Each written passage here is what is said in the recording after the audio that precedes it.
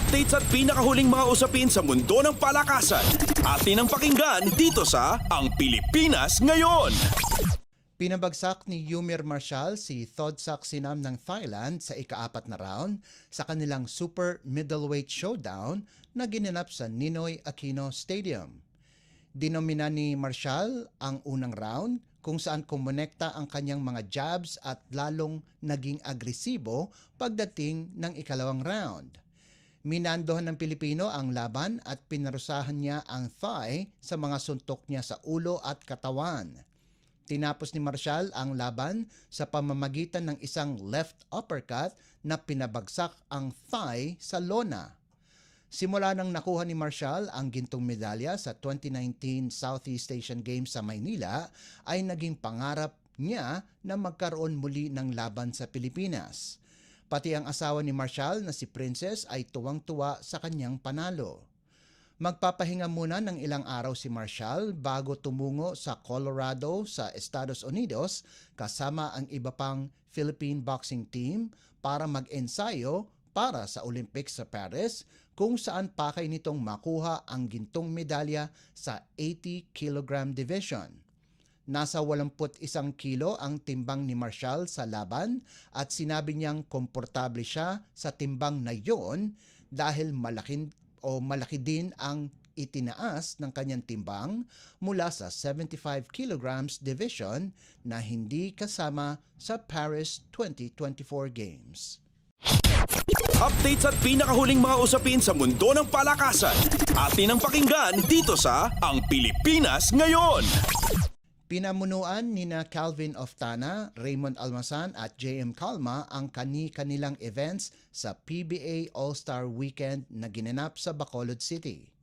Hinirang na panibagong 3-point champion si Oftana ng TNT pagkatapos niyang makapagtala ng 25 puntos sa championship round at talunin si Paul Lee ng Magnolia at Chris Newsom ng Meralco. Samantala, si Almasan ng Meralco ang namuno sa 3-point shootout para sa mga big men kung saan nakagawa ito ng 19 na puntos para talunin sina Dave Marcelo ng NLEX, Christian David ng Barangay Ginebra at Isaac Go ng Terra Firma.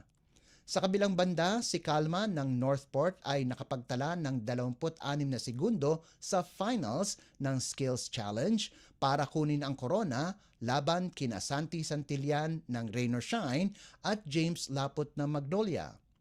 Pinangunahan naman ni Justin Arana ng Converge ang Team Greats para talunin ang Team Stalwarts 142-133 sa All-Star Blitz Game para sa mga rookies, sophomores at juniors ng liga.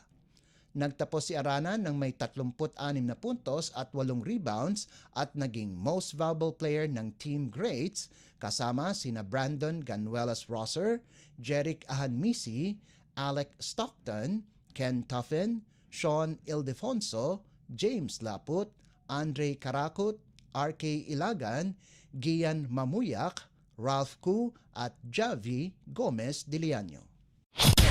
Updates at pinakahuling mga usapin sa mundo ng palakasan. Atin ang pakinggan dito sa Ang Pilipinas Ngayon.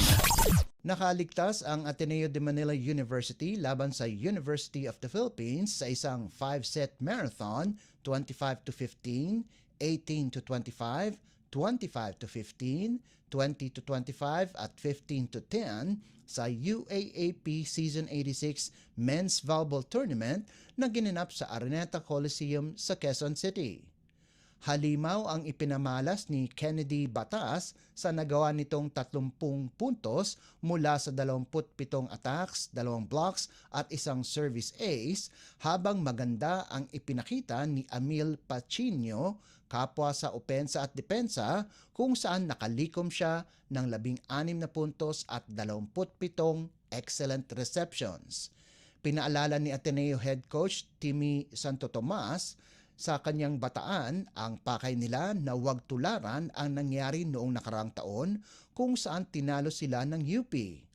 Noong UAAP Season 85, isa lamang ang panalo ng Fighting Maroons at iyon ay sa koponan pa ng Blue Eagles. Updates at pinakahuling mga usapin sa mundo ng palakasan.